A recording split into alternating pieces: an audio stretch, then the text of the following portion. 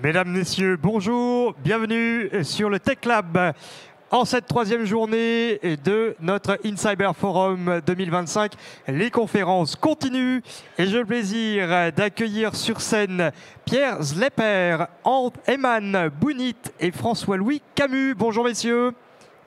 Bonjour. Bonjour, vous êtes tous les trois issus de l'école 2600 qui a son stand ici sur le salon en H611 et vous venez nous parler de l'introduction au game hacking. Sans plus tarder, je vais vous laisser la parole, 30 minutes de conférence après laquelle nous pourrons échanger. Je vous souhaite bonne conférence à tous et vous dis à tout à l'heure.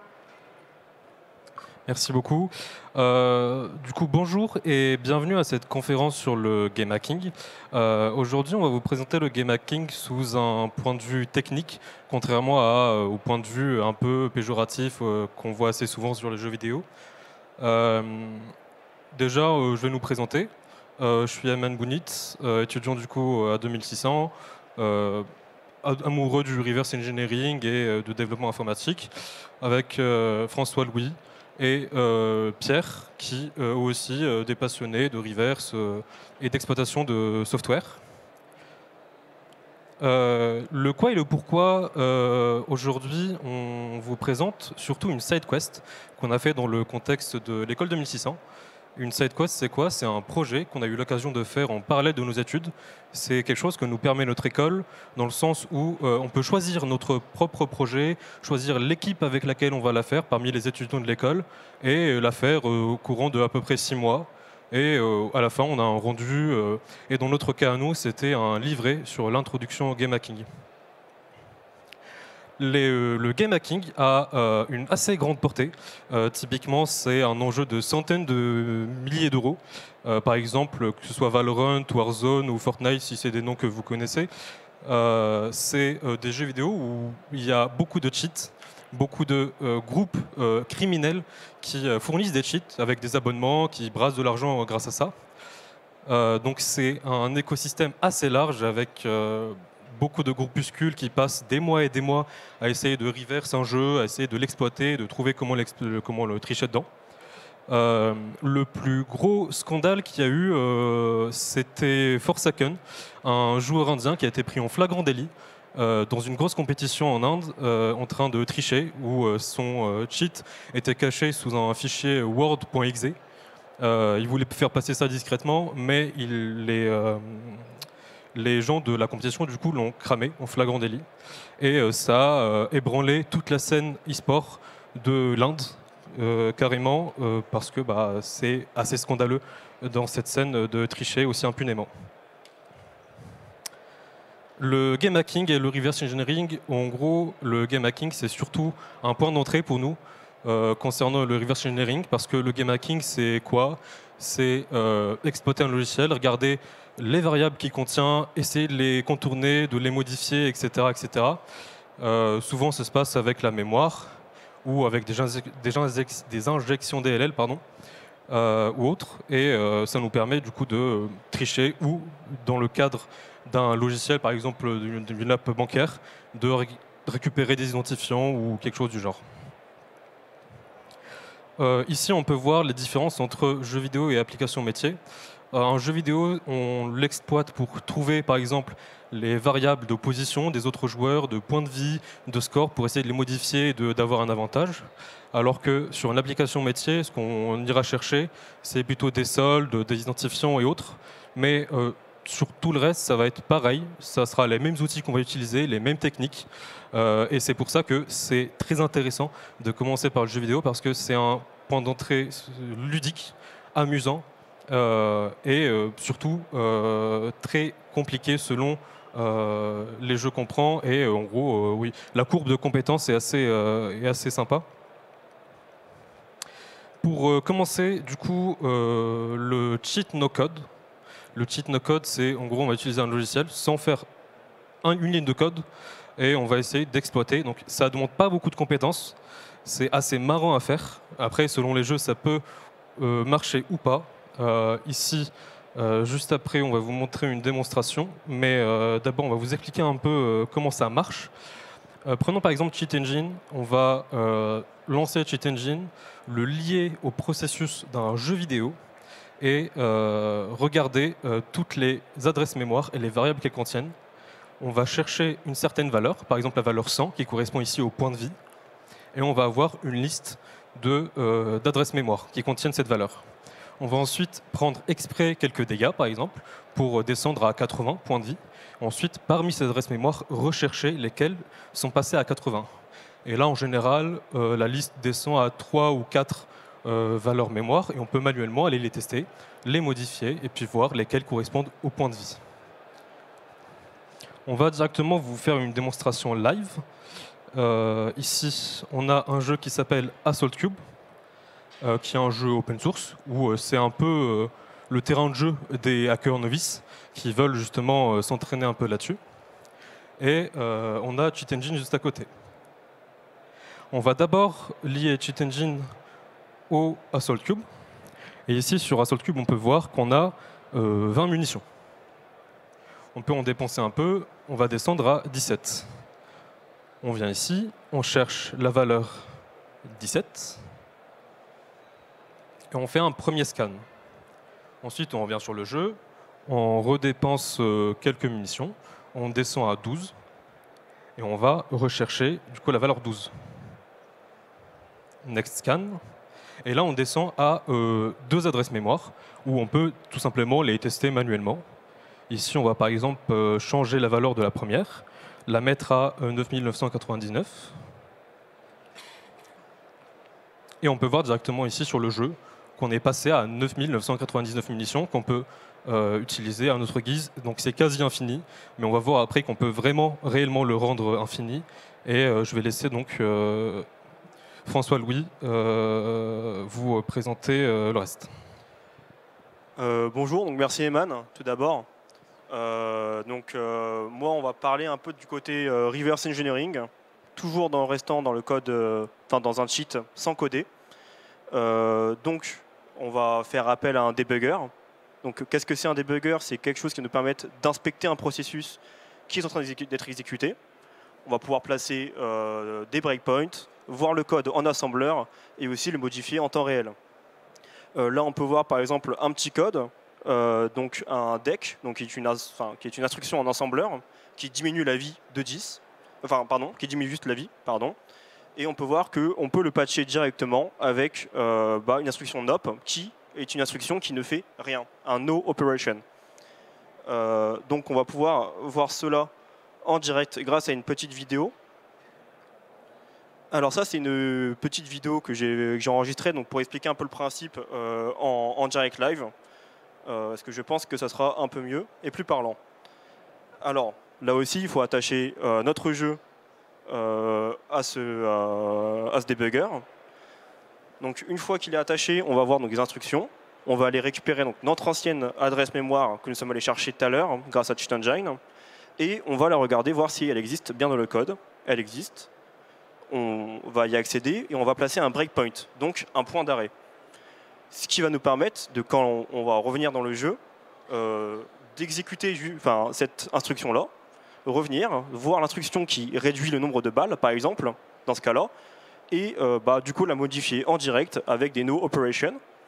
Donc là, je remplis avec des no operation et je supprime le breakpoint, sinon il va être toujours actif. Et quand je vais revenir sur le jeu, j'aurai des munitions illimitées sans avoir modifié la RAM, mais juste en patchant le code. Donc là, on va voir, je reviens sur le jeu dans une seconde. Donc là, on voit que mon nombre de munitions ne diminue pas du tout.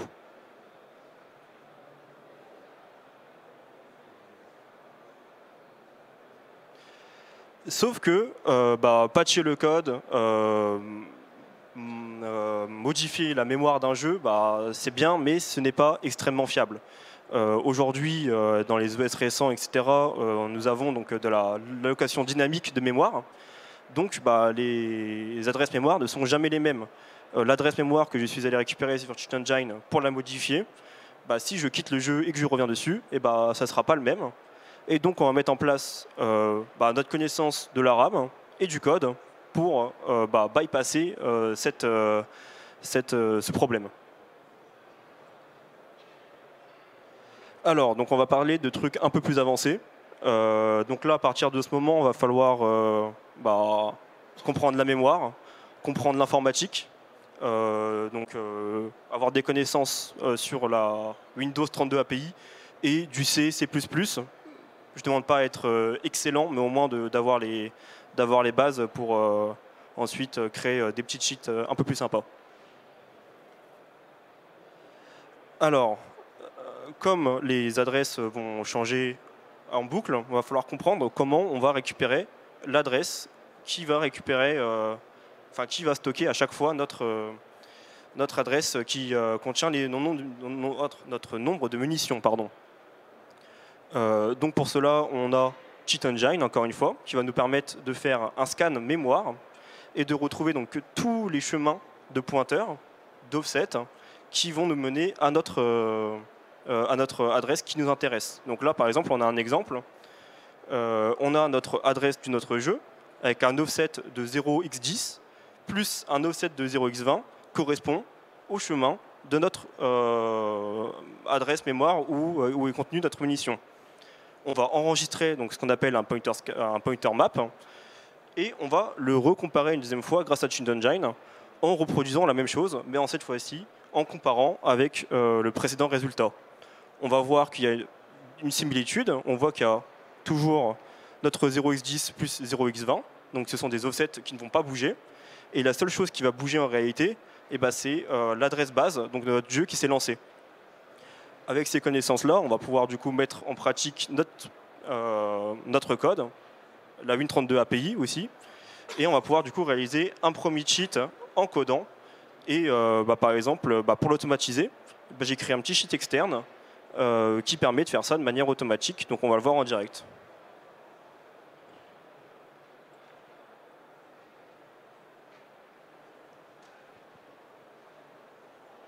Donc là, juste, je lance le cheat et je reviens sur le jeu. Le nombre de munitions sera bougé automatiquement. Et grâce à une boucle trou, je tire en boucle à 13,37. Donc là, je peux passer du coup le micro à Pierre qui va parler un peu de la sécurité derrière tout cela.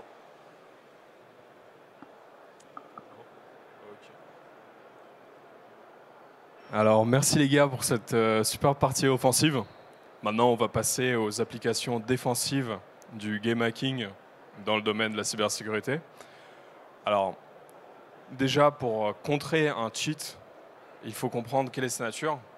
Peu importe sa complexité, il fait toujours la même chose en soi. Il ouvre le process, il trouve une valeur et il la modifie. Un anti-cheat va donc chercher à faire exactement l'opposé. Il va fermer l'accès au processus, dissimuler les valeurs et empêcher leur modification ou bien vérifier si elles n'ont pas été altérées. Donc on retrouve le concept de défense en profondeur où on cherche à avoir des mécanismes de protection aussi bien à l'intérieur du jeu qu'à l'extérieur.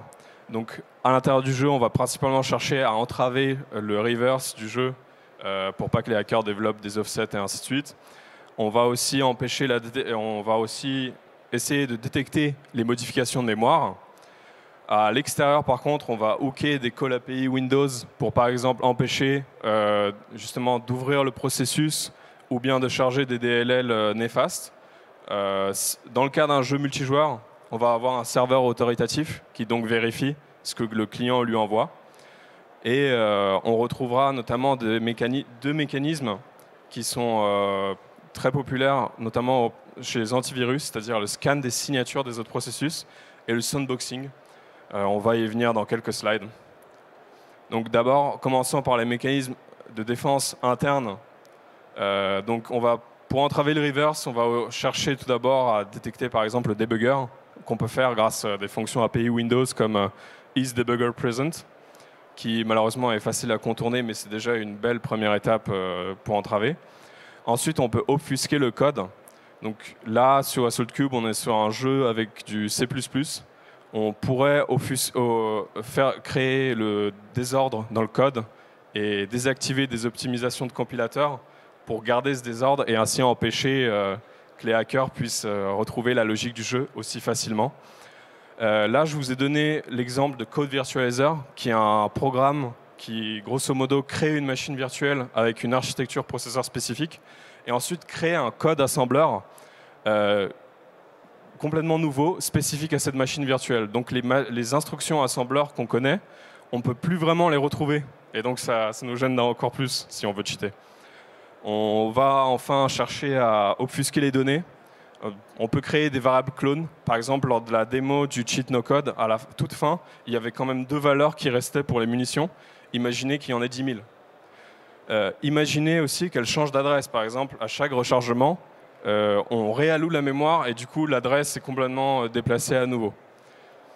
Enfin, pour détecter les modifications, eh bien, on peut boucler en vérifiant la cohérence des montants, par exemple, du point de vie du joueur tous les 10 secondes. Et si, par exemple, ça dépasse les 100, on le banne.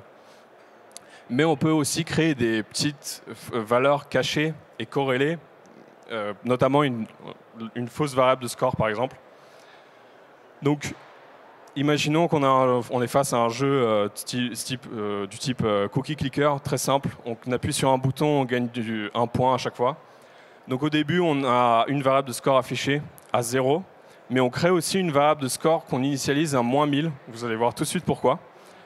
Donc à chaque clic, on incrémente le score affiché, mais on incrémente aussi la variable de score qui est cachée. Et donc quand le cheater veut modifier son score, il va scanner du coup la valeur 1, et il ne va pas voir le -999.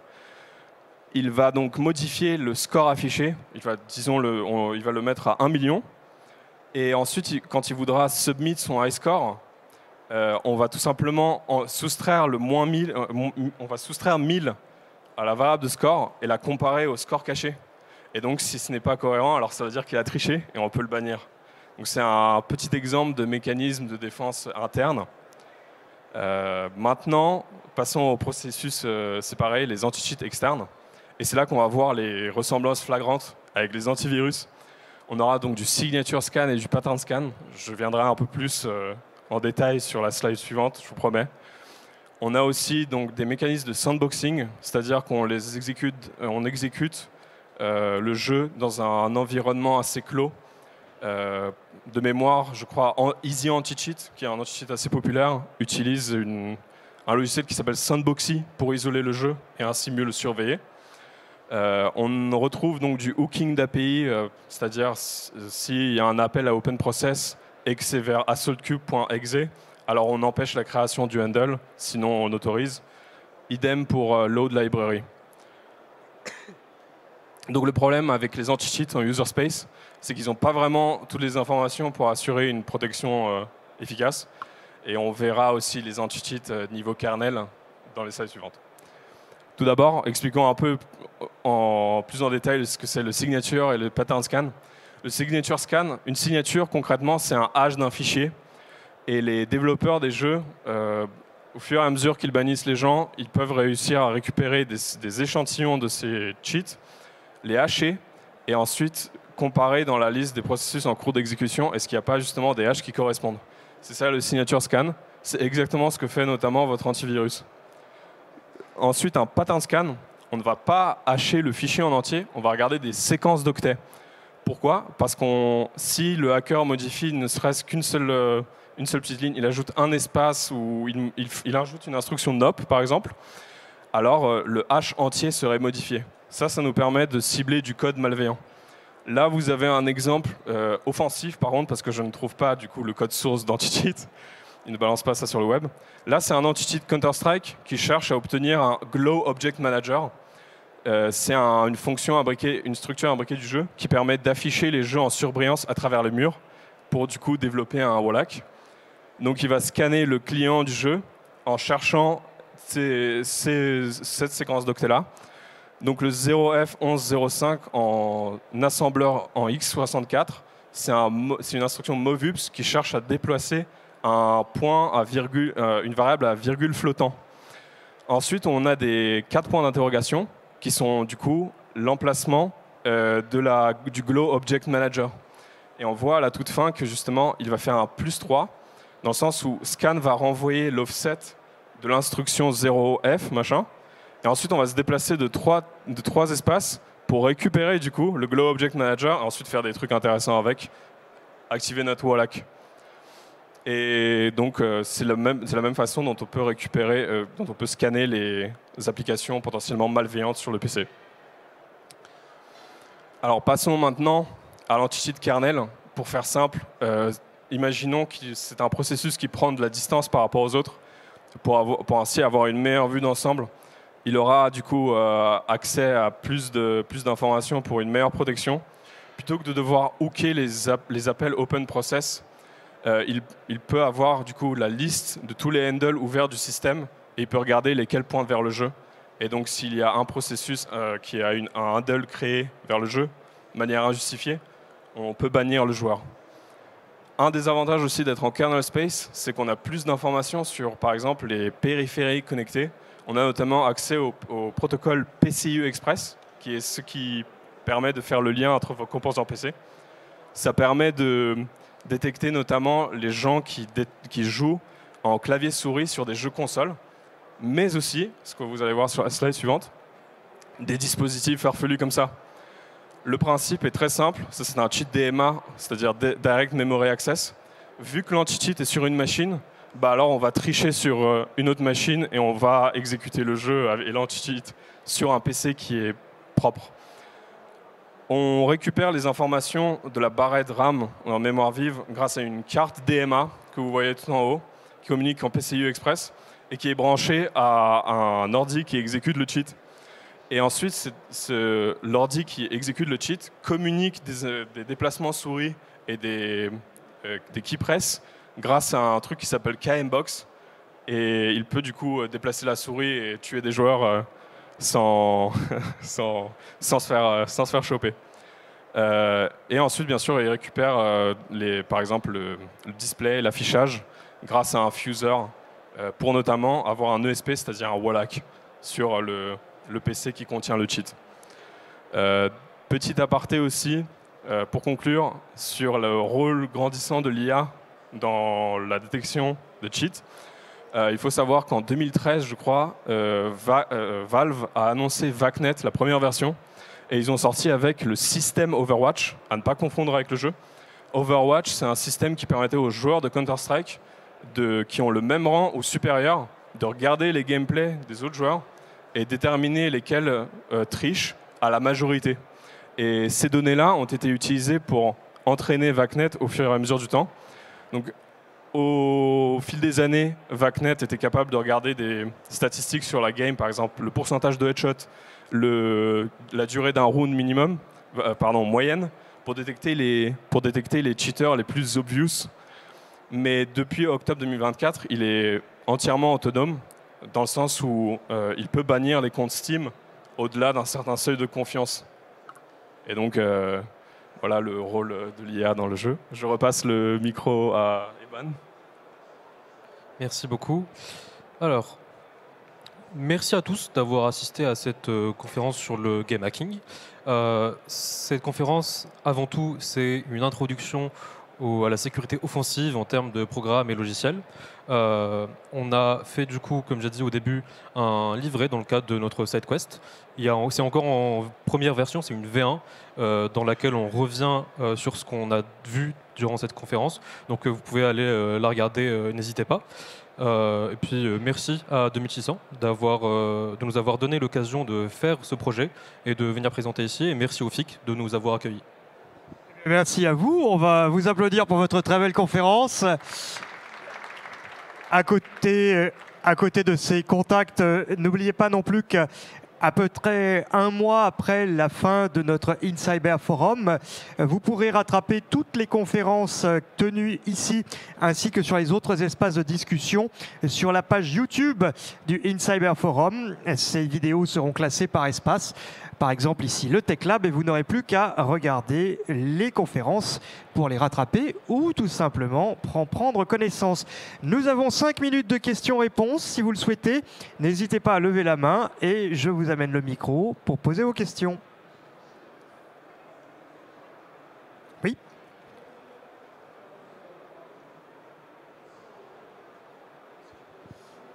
Vous parliez de VACnet pour la détection des cheats, enfin des cheaters. Qu'en est-il de l'utilisation de l'IA dans le cadre de cheat, justement? On sait que c'est un truc qui grandit de plus en plus, donc... Alors, justement, par exemple sur Valorant, j'ai trouvé une vidéo YouTube intéressante où le gars utilisait une carte DMA pour entraîner justement un modèle d'IA.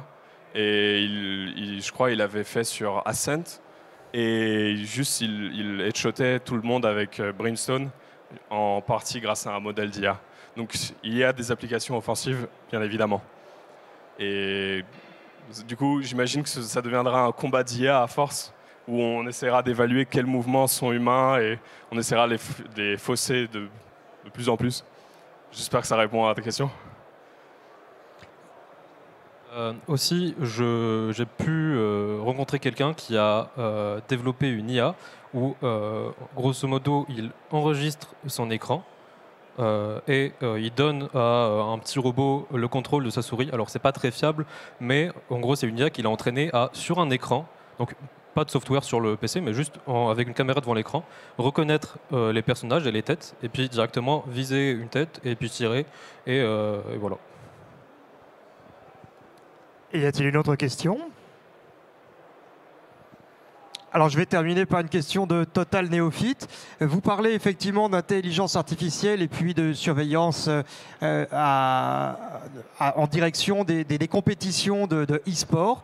Quels sont les jeux qui sont les plus développés sur ces compétitions et quels en sont les enjeux? Vous nous avez parlé effectivement d'un joueur qui s'était fait taper sur une compétition asiatique. Qu'en est-il dans le marché européen et sur les compétitions e-sport en France?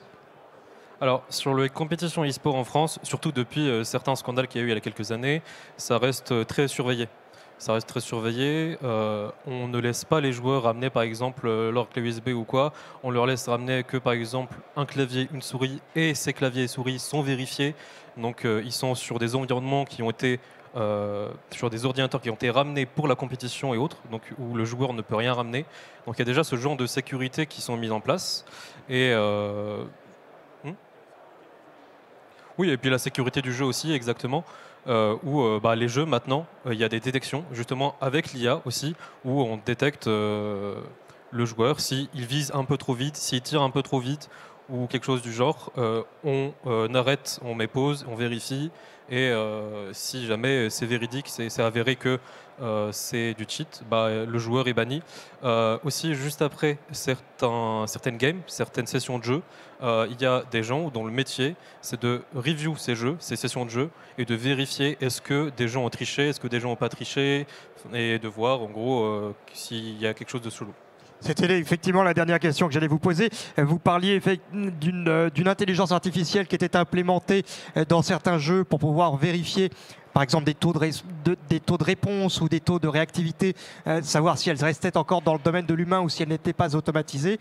Il y a derrière une vérification humaine des taux, on va dire, de réussite et de réponse aux actions pour qu'elles soient dans un certain calibre et qu'elles répondent à ce moment-là à des capacités cognitives humaines et non pas automatisées.